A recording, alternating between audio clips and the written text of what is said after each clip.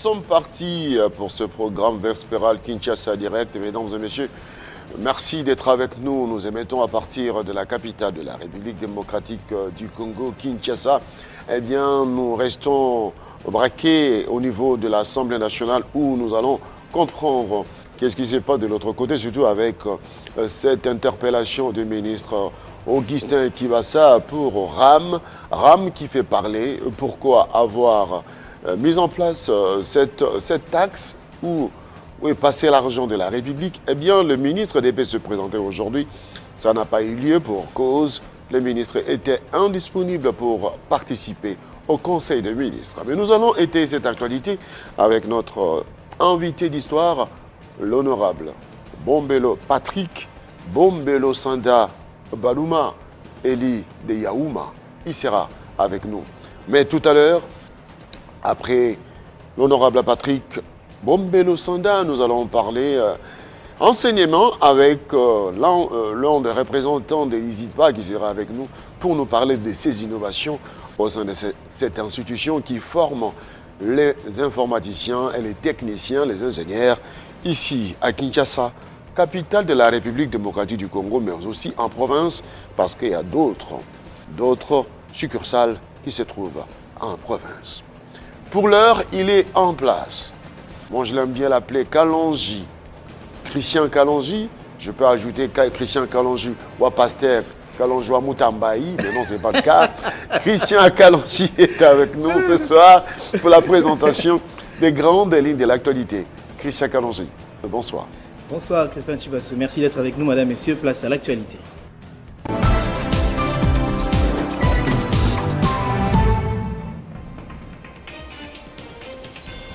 Organisation des élections en 2023, le sujet était au centre de l'audience que le président de l'Assemblée nationale a accordé ce vendredi aux diplomates de l'Union européenne au Palais du Peuple. En Ituri, les forces armées de l'RDC ont mis la main sur une cinquantaine de présumés membres du groupe armé auteur des attaques contre la population à Makayanga-Boji, aux environs de Komanda. Ces hors-la-loi ont été présentés au gouverneur des provinces. Et puis la rentrée scolaire confirmée pour ce lundi 4 octobre, le ministre de l'enseignement primaire, secondaire et technique, Tony Mwaba, est arrivé à Mbujimaï dans la province du Kassai-Oriental où il va donner le go ce samedi. Et puis éliminatoire de la Coupe du Monde Qatar 2022, 25 léopards sont sélectionnés pour la double confrontation contre Madagascar prévue le 7 à Kinshasa et le 10 octobre à Antananarivo. Les léopards vont livrer leur match à Kinshasa puisque la CAF a certifié la pelouse du stade des Martyrs. Tous ces titres vous seront développés dans la grande édition de 19h avec Amina Bayombo. Entre-temps, l'actualité reste en continu sur notre site internet. Téléchargez les infos Télé 50 sur www.télé50.cd. Christian Kalonji, ça fait du bien de suivre la Minute Info sur Télé 50, surtout avec cette bonne nouvelle, les léopards qui vont finalement livrer leur match contre Madagascar ici à Kinshasa. Christian Kalonji. Oui, c'est une très bonne nouvelle. Une très bonne nouvelle. Ouais, la CAF vient de donner son aval parce qu'on ne répondait pas aux critères. Maintenant, ils ont enquêté. Et je crois que c'est une note positive pour les léopards de la RDC et pour les footballeurs, pour les amoureux du football. Voilà. Ah ben, j'affirme que vous n'êtes pas les fils de Pasteur Kalonji Moutambaï ou Pasteur Kabongo. Merci. Pasteur Honoré Kalonji Tidibi. Voilà, mesdames et messieurs, marque une petite pause. On se retrouve dans quelques instants pour la suite de Kinshasa Direct. A tout de suite.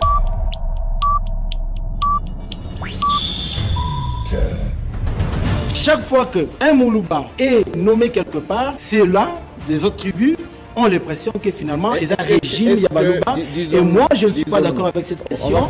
IGF est allé pester sur invitation du ministre Tony Mwaba. Il n'y a rien. Le problème, c'est qu'il y a des agitations, peut-être manipulation aussi. Moi, en tant que Quinois, je constate effectivement qu'à Kinshasa, ça ne va pas. L'IGF a dit que l'OVD, via Foner, a détourné 13 millions de dollars. Il n'y a pas eu de détournement. Une route n'est pas comme l'omelette. Vous la cassez dans les 2 minutes qui suivent, vous la mangez. Non. C'est sur Télé 50 et nulle part ailleurs.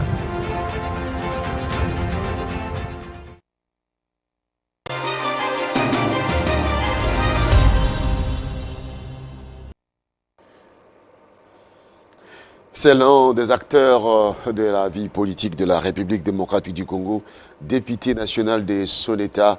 Il s'appelle Patrick Bombelo Sanda Baluma, et député élu de Yaouma. Patrick Bombelo Sanda. Bonsoir et bienvenue. Bonsoir. Merci d'avoir accepté l'invitation. C'est avec beaucoup de plaisir qu'on vous reçoit parce que vous répondez toujours favorablement aux invitations. Pas trop de complications, malgré votre emploi du temps très chargé. Patrick Bombelo Sanda, député national. Avant-hier, vous avez reçu le ministre Augustin Kibassa pour la question orale avec débat en rapport avec RAM. Nous avons vu à l'unanimité la majorité de députés critiquer le ministre pour cette action de pouvoir récupérer de l'argent grâce aux appareils téléphoniques avec le système RAM. Et aujourd'hui, le ministre devait se présenter, il n'est pas venu. Quelles sont les raisons? Merci, M. Crispien. Moi, je pense que le ministre a ses raisons. Il a ses raisons. Je ne travaille pas au cabinet du ministre, mais je sais que je suis informé comme vous que le ministre a écrit à l'Assemblée nationale pour dire qu'il pourra se présenter le mercredi prochain pour des raisons d'État. Et parce qu'il a évoqué les raisons d'État, nous tous, nous ne pouvons qu'accepter. Très bien. Mais rappelons-nous, on va se rappeler quand même que les Kinois, les Congolais de partout, des Yaouma, des Durba, d'Ariwara, des Kasumbalesa, des Dimbelenge, des Boma, des Tchela, des Kahemba, ont pleuré pour condamner cette façon de récupérer le crédit d'autrui sur les appareils. Et aujourd'hui, les ministres se présentaient. Dites-nous un peu quels sont les éléments avancés par le ministre pour justifier cette taxe. Bon, Monsieur Crispin, moi, les éléments avancés par le ministre pour justifier, moi, je trouve qu'il n'y a pas d'éléments. Surtout que je ne suis pas dans l'esprit du ministre. Moi, je ne peux que dire que les arguments avancés pour le ministre n'a pas convaincu, c'est clair. Donc, quand il est passé, les arguments que le ministre a évoqués, ces arguments n'ont pas convaincu, ne nous ont pas convaincus. Moi, je n'ai pas été convaincu personnellement. À partir du moment où aucune taxe ne peut être instituée sans soubassement. Donc, il faut un soubassement juridique. S'il n'y a pas de soubassement juridique, eh bien, les gens peuvent appeler ça, et on peut appeler ça redevance, taxe, je ne sais comment, mais à partir du moment où il n'y a pas de base juridique, les Congolais, tout comme moi-même, nous ne pourrons que ne pas accepter cela. Alors, vous n'êtes pas convaincu, comme la plupart des députés. Exact. Donc, le ministre risque gros. S'il ne convainc pas avec ses réponses, oui. Nous connaissons les méandres du contexte parlementaire. Donc, l'auteur de la question oral avec débat peut transformer sa question en interpellation, cette fois-ci en motion de défiance. C'est ça, c'est ce que dit le règlement. Bon, M. Crispin, je sais que nous sommes dans un processus, comme je l'avais dit hier. Nous sommes encore dans un processus. C'est-à-dire, le ministre viendra. Ils vont essayer d'expliquer en long et en large pour essayer de nous convaincre. Et davantage d'ailleurs. Si, à la fin des comptes, le ministre ne convainc toujours pas, n'est-ce pas? Mais l'auteur de la question a la latitude, n'est-ce pas, de conclure. Il aura un temps, un timing lui accordé pour conclure. Mais c'est à ce moment-là qu'on verra est-ce que la situation prendra quelle direction. Mais sans oublier que si, à partir du moment où les députés ne sont pas d'accord, eh bien, nous devons nous attendre à une résolution qui sera peut-être qui pourra être votée par l'ensemble des députés pour demander tout simplement la suppression. C'est la tendance que j'observe, la suppression de cette question des rames. La suppression? Oui. La suppression, oui. On supprime, mais on ne corrige pas les dégâts collatéraux causés. Les dégâts seront corrigés. À partir du moment où il y a une option qui pointe à l'horizon de la mise en place d'une commission d'enquête. La commission d'enquête, c'est pour établir exactement les responsabilités. Qui a perçu quoi et il en a fait quoi avec? Les enquêtes parlementaires, des fois, restent lettres mortes dans le placard du bureau du président. Ce n'est pas une façon de berner l'opinion publique. Bon, il me semble que... Parce que l'opinion publique en a marre des commissions parlementaires qui ne produisent absolument rien. Mais d'ailleurs, M. Crispin, moi, d'ailleurs, c'est la première fois depuis que je suis à l'Assemblée nationale qu'une question pareille, je n'ai pas senti l'opposition, je n'ai pas senti la majorité.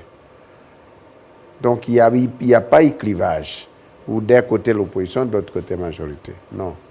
Donc, c'est tout le monde qui a vu les choses selon l'intérêt des peuples congolais. Et ça aussi, selon la vision du peuple d'abord. Quand le peuple crie, nous, en tant que représentants du peuple, les chefs de l'État en tant que les représentants du peuple, donc, nous tous, nous ne pouvons que regarder la chose dans la même direction et trouver une solution dans le sens d'enlever cette inquiétude qui tourmente un peu la paix dans l'esprit des Congolais. C'est pourquoi vous avez traité les ministres d'escrocs. Il s'est plaint, les ministres se plaignent que les députés ont eu quand même des mots déplacés à son égard. Je pense qu'à l'Assemblée nationale, bon, je ne suis pas là pour soutenir des gens, pour dire il faut... Non, non. Nous sommes dans les relations entre des institutions. Nous avons le devoir, n'est-ce pas, de respecter les ministres, quels que soient les problèmes, et de traiter, de mettre les mots à sa place. Donc, dur escroc, je n'ai pas dit ça. Et je pense que nous avons l'obligation de respecter d'abord les ministres et de dénoncer plutôt les mal. Nous dénonçons les mal. On respecte son statut parce que c'est nous, M. Crispin, vous savez que c'est nous à l'époque. Vous l'avez investi? Nous l'avions investi. C'était nous. Mais nous, on investit quelqu'un et après, on lui demande de rendre compte. Monsieur le ministre, nous t'avons investi. Mais aujourd'hui, les Congolais pleurent dans l'affaire RAM. Qu'est-ce qui se passe? Qu'est-ce qui ne va pas? Est-ce qu'il n'y a pas moyen de corriger tout ça? Et si on corrige, si les plaintes dépassent un peu les limites, autant stopper. Et je pense que jusque-là, les députés sont dans leurs droits parce que nous représentons. Moi, je vous représente. Vous n'allez pas parler là-bas. Mais c'est moi qui parle. Parce que l'inquiétude qui gagne les Congolais en ce qui concerne la question des rames, c'est tout le monde.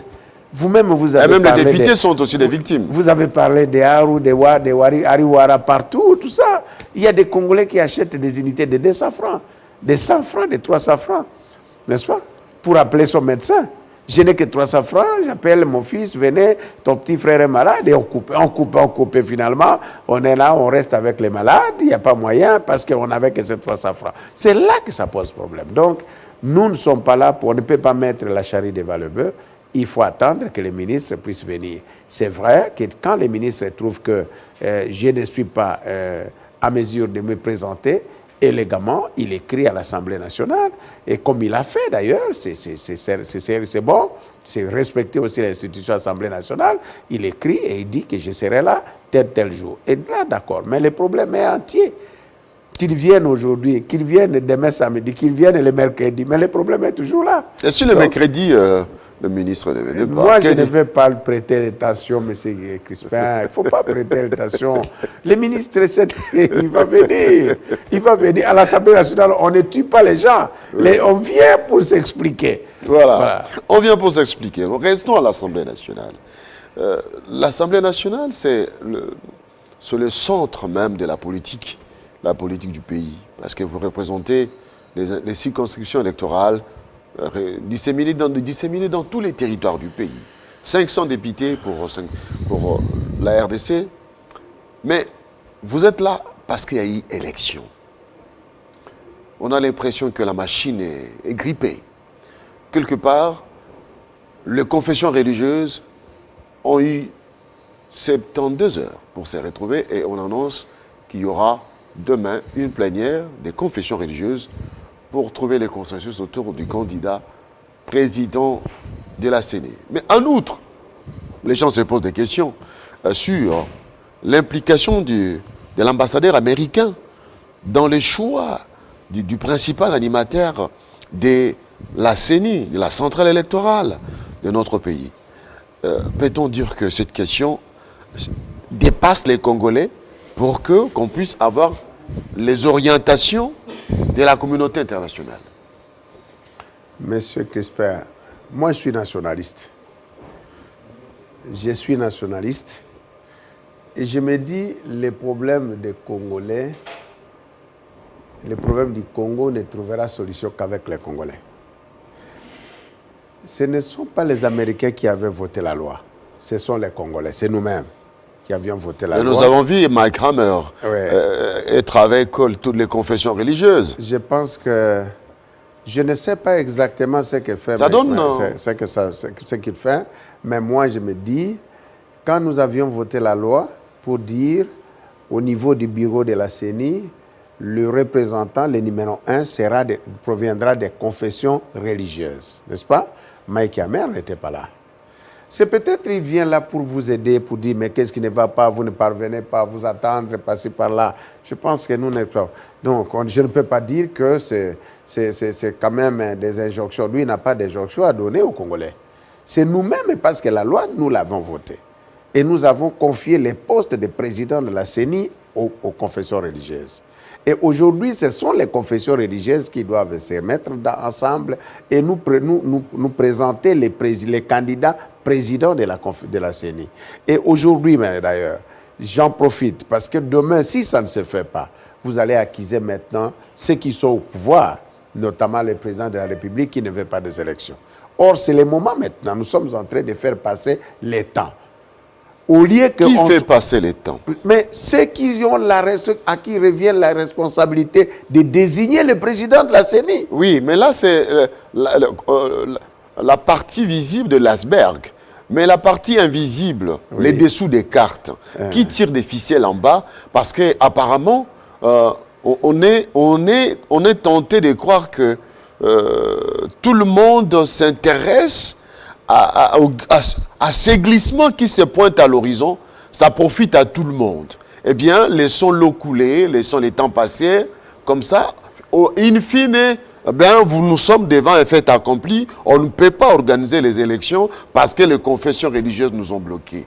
Il n'y a pas un jeu caché quelque part dans cette affaire-là qui vise le glissement. Mais c'est Crispin, je comprends. En Afrique, il n'y a eu jamais de morts comme ça. On a toujours tendance à chercher qui en est l'auteur.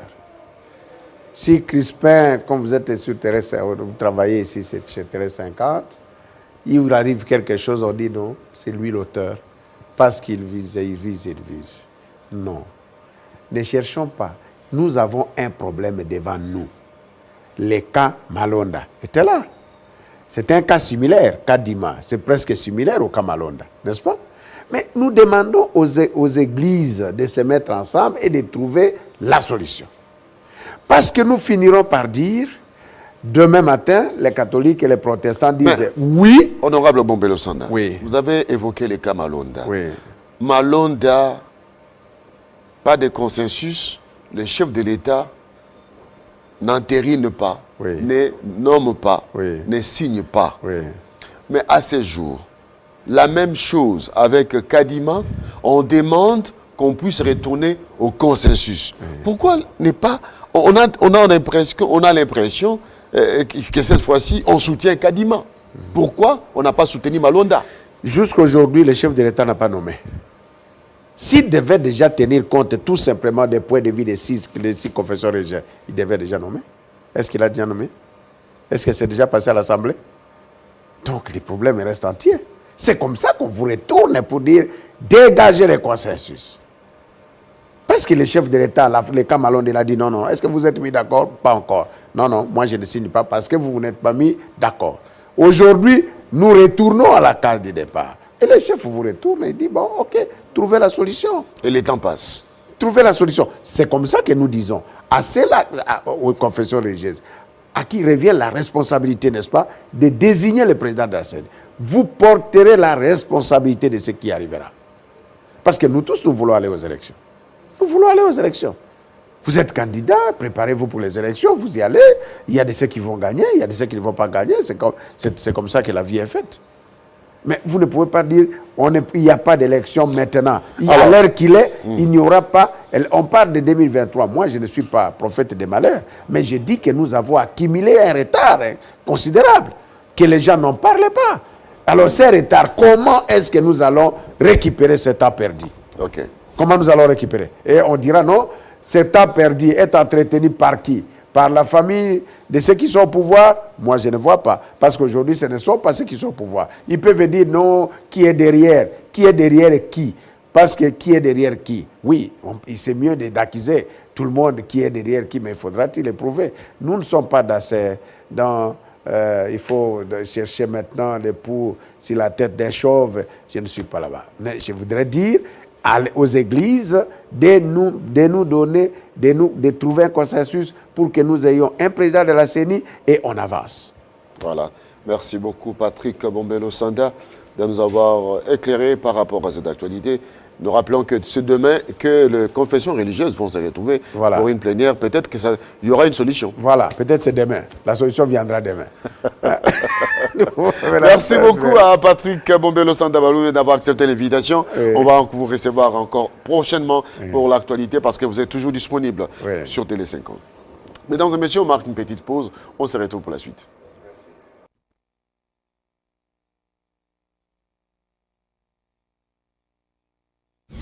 Bravo, félicitations à Maître Tony Mwamba d'excellence. Les enfants, les étudiants, les élèves, les écoliers ont une chose extraordinaire. Tony Mwamba, c'est un homme droit, un homme honnête, un grand avocat, peut-être parmi les 3 ou 4 plus grands avocats dans notre pays.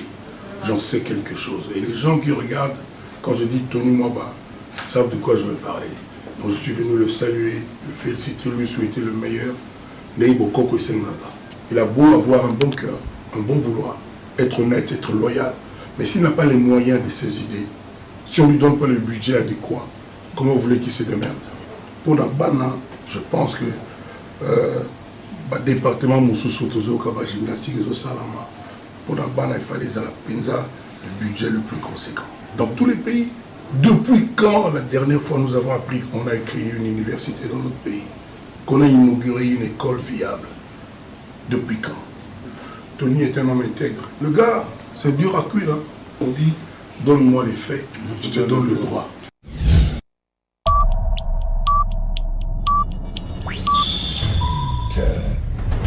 Chaque fois qu'un Moulouba est nommé quelque part, c'est là, des autres tribus ont l'impression que finalement, ils ont un régime Yabalouba. Et moi, je ne suis pas d'accord avec cette question. IGF est allé pester sur invitation du ministre Tony Mwamba. Il n'y a rien. Le problème, c'est qu'il y a des agitations, peut-être manipulation aussi. Moi, en tant que Quinois, je constate effectivement qu'à Kinshasa, ça ne va pas. L'IGF a dit que l'OVD, via Foner, a détourné 13 millions de dollars. Il n'y a pas eu de détournement. Une route n'est pas comme l'omelette. Vous la cassez dans les 2 minutes qui suivent, vous la mangez. Non. C'est sur Télé 50 et nulle part ailleurs.